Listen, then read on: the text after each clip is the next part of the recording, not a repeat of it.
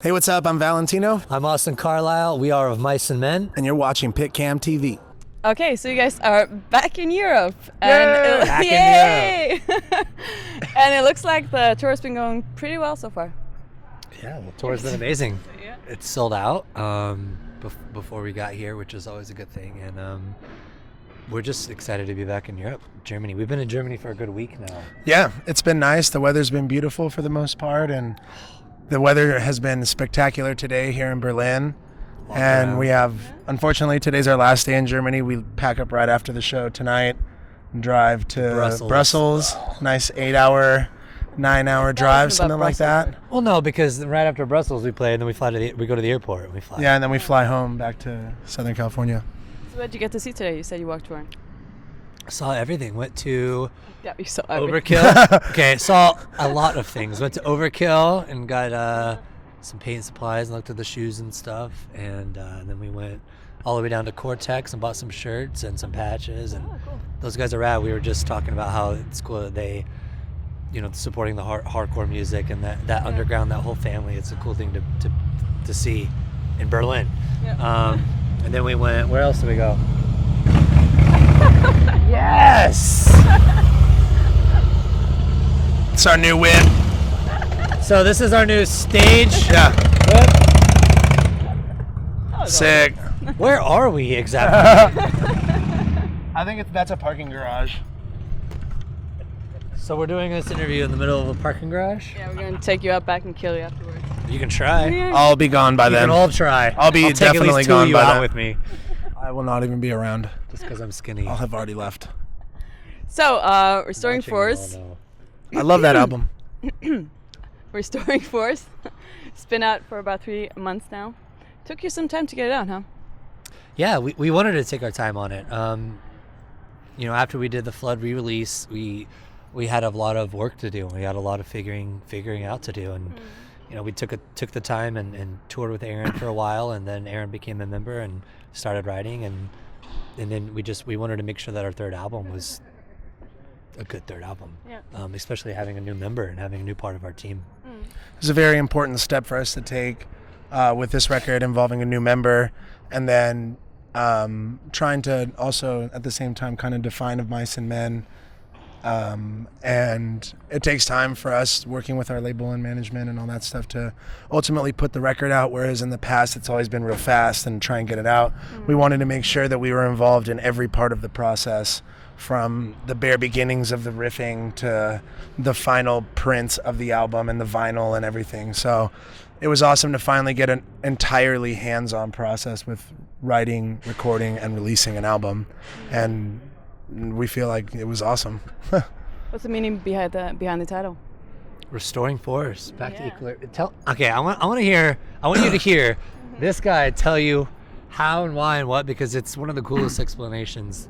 And I'm really good at it. I talk about it in interviews, and I'm sure you've seen it before, but he gives it the best. It was his idea. So when we had gone into the studio and we had started trying to figure out what we were going to do for this next record, and how we were going to implement Aaron in a way that, we didn't want it to just be screaming verses, singing choruses. Like we had kind of had this type of like formula that we had been using before, and we kind of wanted to break the mold, and we didn't know what to do, and we weren't exactly sure how we were going to do all that. So once we started writing with Aaron and really becoming involved in the studio process and all that, it really began to help bring balance back to our band. And we, at first, we went in kind of scared and apprehensive, like, oh my God, like, what are we going to do?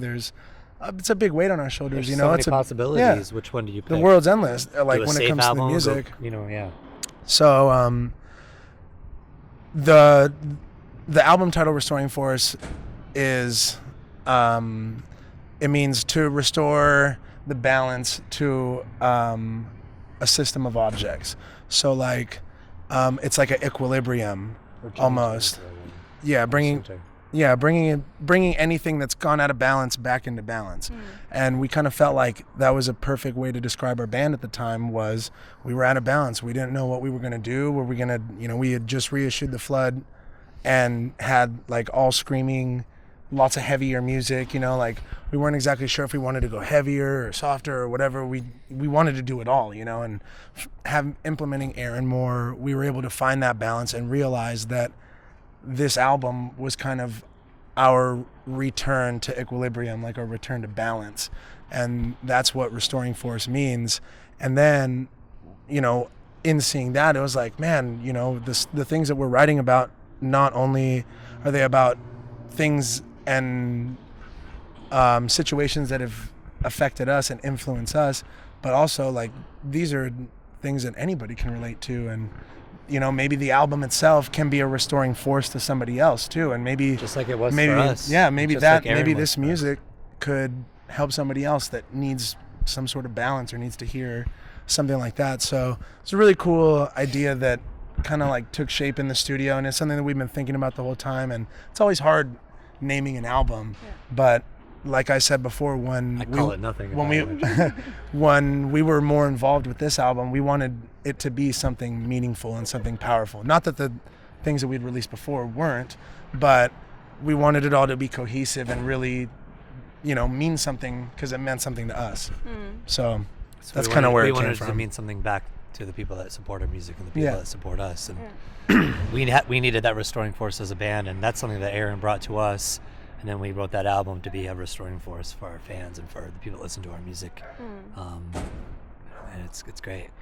Plus the shell is also like an inner ear, which is the equilibrium. Yeah, the equilibrium in the human body is shaped like in like a spiral similar to a shell. And the shell in the balance of the darkness has shown that it's returned back to its, it has used the restoring force to return back to balance, and it hangs there. Pretty sweet. Yeah, a lot of weird out there ideas kind of came together, and they all connect. Yeah, even I'm deaf in my left ear, and when he called me and told me the idea, he's like, and what blah blah, and like just as soon as he told me the idea, I was like, yeah. And just So this is like an Of Mice and Men version 2.0. Yeah. Well, yeah, absolutely. This is, every band takes their steps over the years to get to where they want to be. But Of Mice and Men has always been in a light. Everything that we've always done, everything from me to him to whatever, has always been in the public eye. And there's a lot of bands that go through member changes and trials and tribulations, and then people start finding out who they are, But with us, we were signed before we played the show. From day one, our first show we played. Websites were talking about us. We didn't have like a chance to even try and get through the first couple years of being a band. Like our first show, we played a whole set and only had one song. Half of the set was nobody knew anything. Yeah, Lady Gaga cover. That was one of them. One of them was a Lady Gaga cover. And then the rest were just ideas that we had written and called them songs. And that was our first show, and we just had to wing it. And we've always been in that light, and now we're finally at the point where bands get to, and they go, okay, boom. This is what we've been working towards. And this is what we've been working towards. This is the start. This is the team. This is... We feel like this is our first album, honestly. Absolutely. And it's the first, one of the first efforts that we feel like we want to be defined as. And it's taken us some time. Go ahead.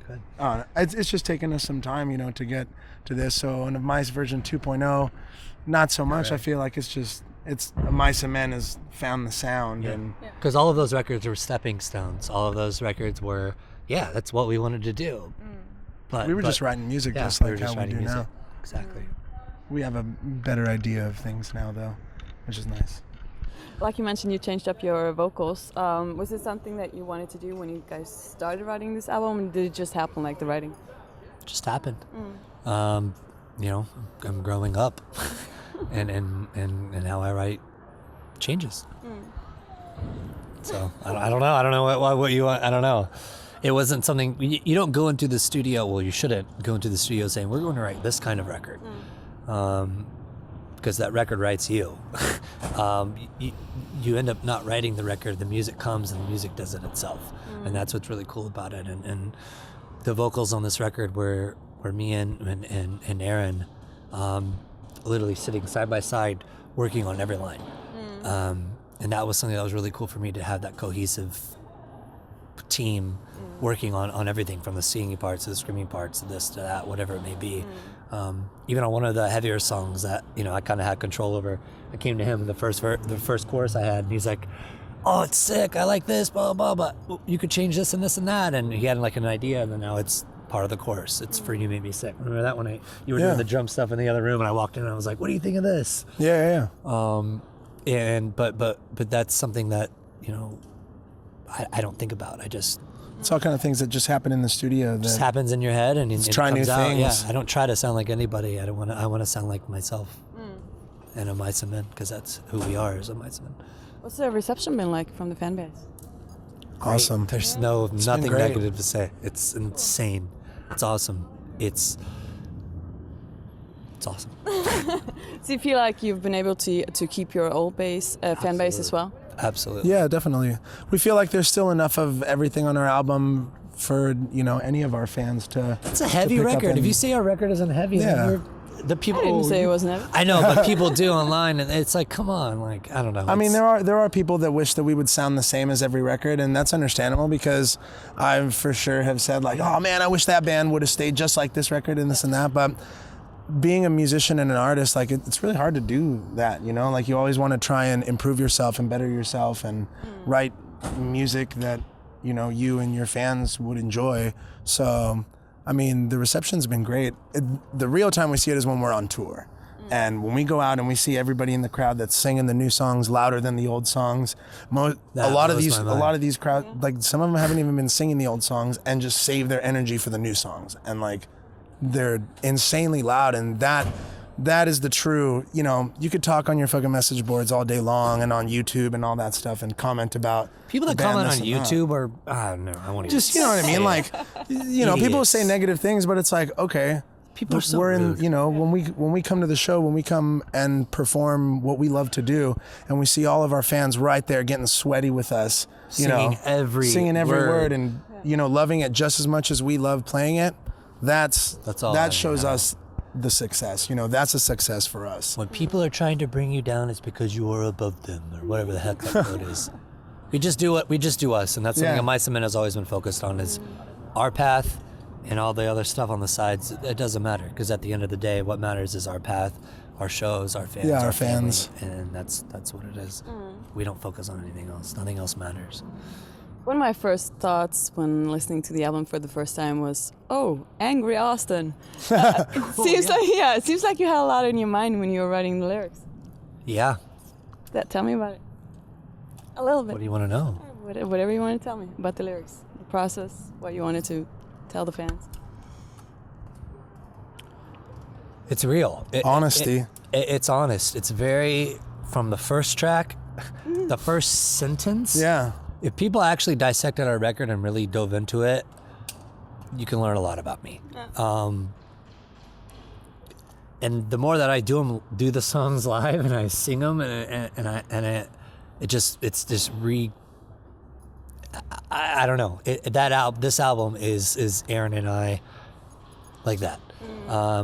We wanted it to come from a real spot, and every song is about real situations and real things we've gone through, from dealing with people that we've lost, to people that have killed themselves, to overcoming situations, to overcoming yourself, to feeling lonely, you know, whatever it may be. From my standpoint, where I have to see all the stuff I see on the internet and I hate it, and so I write a song about it, or, you know, I write a song like "You Make Me Sick" for people or whatever it may be. You know, that's for me to know. It's music, and it's real, and it should be, and if it's not, then I don't want to do it. Yeah. It's one thing that I've noticed about this band is that a lot of your fans seems to be really fixated on you guys as people. How do you deal with that? I think they're fixated on us because of the stories, and because of what I, you know, expect, like with me, like what I've been through, and what, you know, what I've gone through, and what I've done is the same thing that all those kids have seen, and the same thing that other people have gone through, and you know, to use that as a, okay, well, if this guy's done it, then I can, and that's something I say all the time. If I can do it, because I'm not that strong, there's nothing special about me besides the fact that I love music probably more than anyone in this entire courtyard. You know what I mean? But if I can do it, you can, and they can, and that's something I think that our fans connect with so much, is they see that and they see all the same stuff that we've all been through, from divorce to death to bullying to school and family life and whatever it may be, and to have that connection is something that I feel is it's very important. We're all really honest, like we're just honest individuals, so it's not very hard for us to, like, I guess you'd say, like, deal with the fans and stuff like that, because it's not really like we're dealing with them. They kind of know. Well, no, they kind of know who we are already, and we don't put on a fake face for them. So it's not like we have to go and act like we're gonna be something that we're not. Like it kind of comes naturally to us because we're just everything we do is natural. We're just kids. Our album, we're just dudes who love music is would line natural. up outside front of venues all the time and just flyer for our bands and do stuff like that. Like, we appreciate music like our fans do, and I feel like they can connect with us on a personal level because we're all like best friends in a band that get to make music together. That are like, damn, we worked hard. We did this for a real long time. We see ourselves in our fans, and so it's cool. And absolutely, our fans can see that in us. I feel like everywhere we go. And that's why for us it's cool. It's nice to meet them and hear their stories, and some of them are sad, some of them are really, really real, and it's the fact that our music and what we do, and even, kind of us as individuals can give them some sort of good feeling, about themselves, or that somebody will listen to them or anything like that. You can make a difference in people. You can make a difference in people's lives just by 30 seconds. Yeah, just listening. Just listening, and we may not have all the answers, and I definitely don't. Yeah, we definitely don't have all the answers, but we know the answers that we used. And I know the answers that worked for me, and I know that listening and just having our song "You're Not Alone." That song is, why are the lyrics so basic and so straightforward? Because that's what I wanted to freaking say. Sometimes people just need to hear that. Yep. It doesn't scare you that some fans say things like, "Oh, you saved my life," like the responsibility. Doesn't it scare you? I don't see it as a responsibility. I see it as a responsibility to make more music, because at the end of the day, I didn't save your life. Yeah. And at the end of the day, the band didn't save your life. It's not us no doing one did. anything. We're Guess just what? writing It was music. you. It was your hard work. It was you getting through it. It was that person. You saved your own life. We were there to help, to be that step ahead. Because guess what? We're all on the same journey together. We might be 2 or 3 steps ahead because we've come through that and gone through the different things. And so when I hear that, I always make a point to say, did I? And I kind of make them, where was I? I wasn't there. I wasn't touching you. I wasn't holding your hand. I wasn't comforting you physically. But it's the music, and that's the power of music. And that's something that, I talk about all the time, a Mice and Men becoming a bigger entity than all of us. And it is. A Mice and Men is something that does, you saved my life. That was the band, the music, what it went through. Music has saved my life as well, so I completely understand. So what do you have coming up after this tour? More tours. Yeah. 3 weeks off. An insane calendar. Yeah. We're doing, we have 2 weeks off, playing Rock on the Range in Ohio. With full force? With full force? We're coming back here. Yeah, we're coming and back then here. we do South America, then we come back and we do the Europe touring. We do like Rock am Ring, Rock and Park, Reading, Leeds. We do with full force. We do Grass Pop. Are we doing that? I believe so. I don't know. A lot of festivals. And then right after that, we go fly from Germany. Yeah, we fly Straight from Germany to. I don't know. No. To the first day of Warped Tour. To the first day that we start Warped Tour, and then we start Warped Tour then, and then on and on and on after that. We're still booking stuff at the end of the year, so. Not bad. We just released a new album, and we want to bring it to as many people as possible. Keep working. Just because you did something, whatever, you have to keep grinding, and that's something we want to do as a band. We've always grinded. Even when I was out of the band for 8 months, whatever, they kept grinding. You have to grind. Nothing comes easy, and people forget that you have to work for what you want to get. And we love touring. Working. Okay, thank you so much. Hey, what's up? This is Valentino. I'm Austin Carlile. We are a Mice and Men. And you should probably click right here and subscribe to PITCAM. .tv. You dig. What is your favorite theme park ride? Do you do roller coasters? Yeah, my favorite theme park ride is Space Mountain at Disneyland, for sure. Yeah? Yeah, because it's like you can't really see the track, and it's like you're just flying through space, and then like they take a picture of you, and my face is always like a real herp derpy face. Like every time I've ever been on the ride, I've tried to like look cool in the picture, but every time my face is like, or like really scared. So I love Space Mountain at Disneyland. Aaron have to hands agree. down has the best Oh Space my Mountain God, picture. yeah. If you're editing this in this interview, it better pop up With a link. right there. No, just right there. That's the best picture ever. I know you know how to use video editing skills. Find that picture, put that picture there. It's the best. Which one? I have so many The on Space Mountain. Quasimodo. your head. Yeah, the Quasimodo. Space Mountain's a great. Demonstrate I can't with the shirt. Okay. But Space Mountain's a great ride to set up for Where are we funny supposed and to photos look? because it's so dark. No, I was joking. I was looking at that one the whole time. I like that there's multiple cameras. There's multiple options. Yeah. It's like going out at night. Like there's like you got the long-haired, kind of bigger girl. You got the little blonde. Then you got the normal brunette. It's like I have choices here. It's how I like him because